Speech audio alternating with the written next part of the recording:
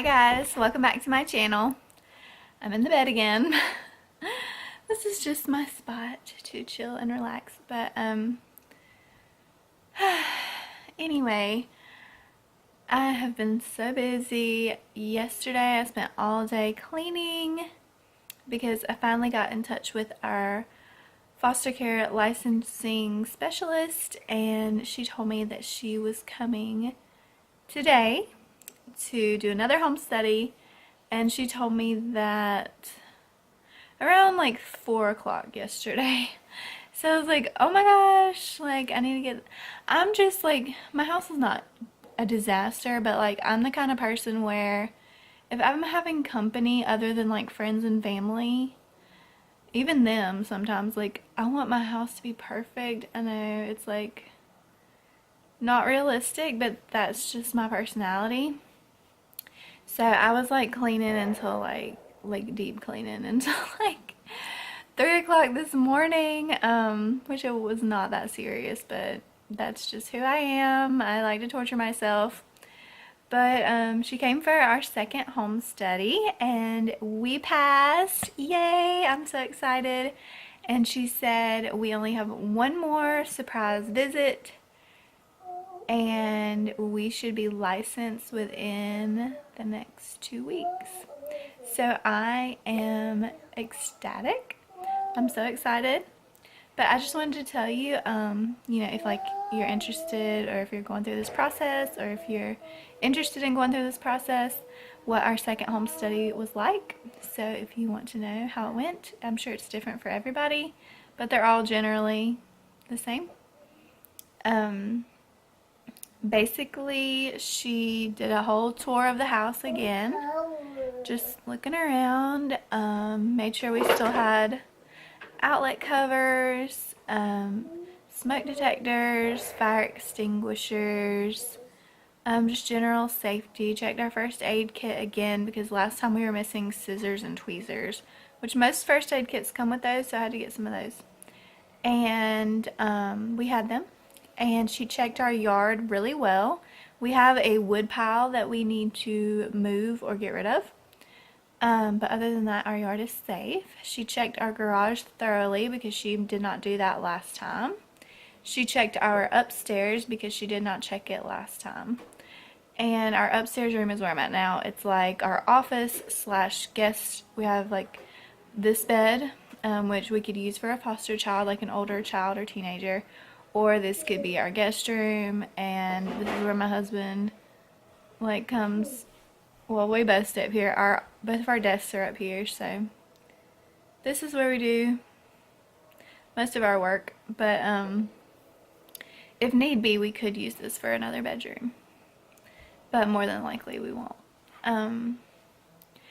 But again, she just checked everything to make sure it was safe and all of that.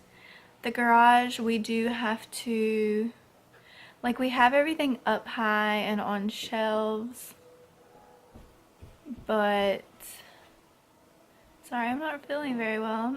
I don't know what's wrong with me, so if I'm acting a little weird in this video, I'm just not feeling well today. But let's see, we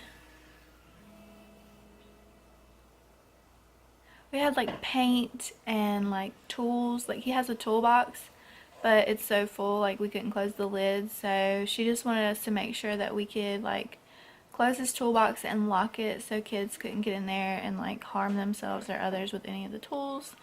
We have paint that was up on a high shelf, and I thought that's all we had to do. It was in a cardboard box on a high shelf, just spray paints, and we have to put that in like a closed like container, like a tote, instead of the cardboard box, and put it up. But we might just put it in our detached, like we have a garage attached to our house, and then we have a detached garage, and she said since we keep our detached garage locked at all times and it's not connected to the house, that we could just put it out there if that would be easier. So we'll probably just do that. So that was everything for this one. We did more of like an interview. My husband wasn't here for the last one. He was at work, and it's a Saturday today, so he was here.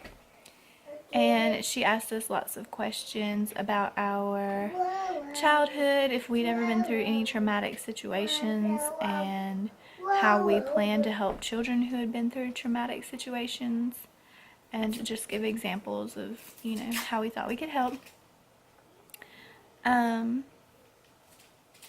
grew up in an abusive home until I was about 6, so I felt like I could kind of understand from that point of view, and I could help a child in that way.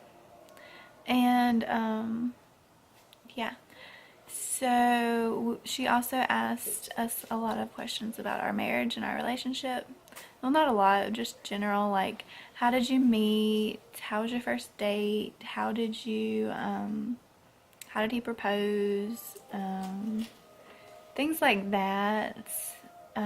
Just kind of getting an idea of our marriage. She was asking a lot of things about our income and our expenses, and she asked if we were, you know, again, the ages we were willing to take on, and we decided on like 10 and under would be good to start with.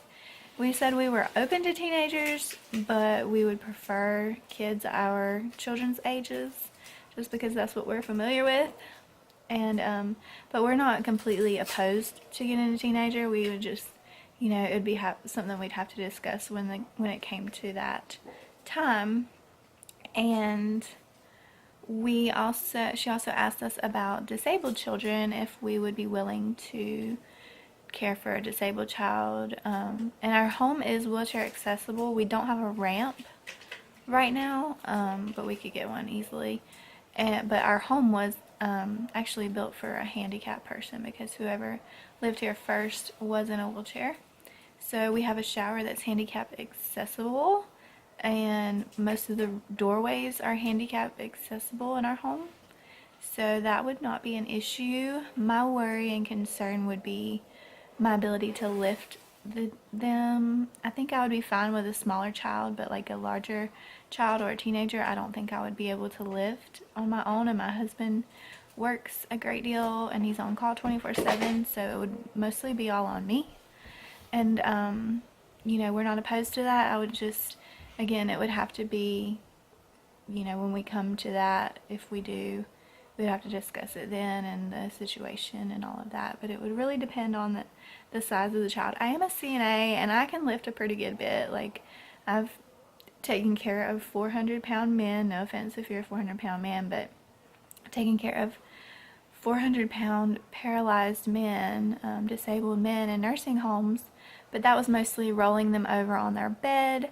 I had help. I had a lift that I used to get them in and out of bed and into their wheelchairs and to the bathroom.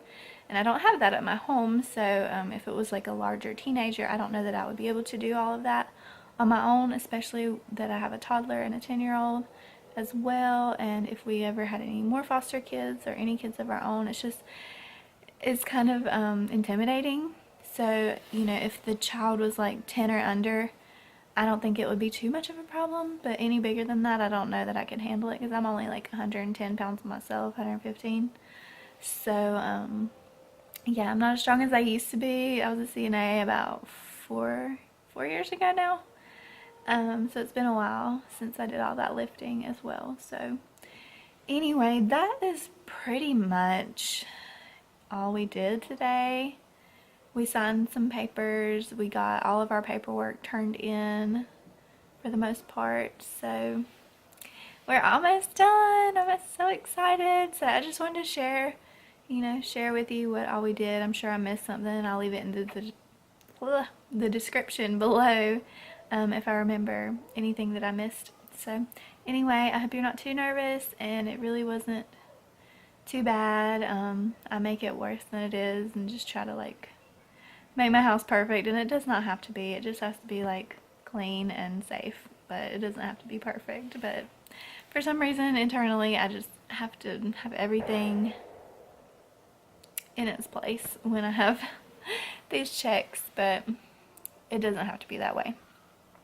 So anyway, I hope this was helpful, and yeah, thank you so much for watching, and I will continue to update you the next time we have a home study, and after that we should be getting our first placement. So anyway, Thanks for watching. God bless you all. I love you and Jesus loves you. Don't forget to like and subscribe if you haven't already. Thanks again. Bye.